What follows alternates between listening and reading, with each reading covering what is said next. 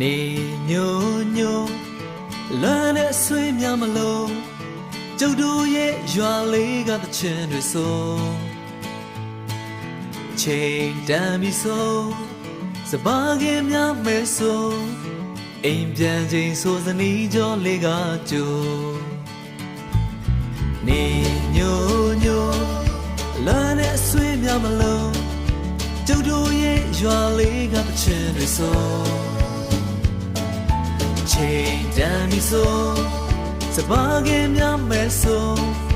အိမ်ပြန်ချိန်ဆိုစနီးကြောလေးကကြိုကျုပ်တို့ရဲ့ရွာလေးငြိမ်းချမ်းတဲ့ရွာလေးလာပါလာပါအားလုံးတို့ဖိတ်ခေါ်နေကျုပ်တို့ရဲ့ရွာလေးဟိုဝေးကစိတ်လည်းတဲ့ရွာလေးလာပါလာပါအားလုံးတို့ဖိတ်ခေါ်နေ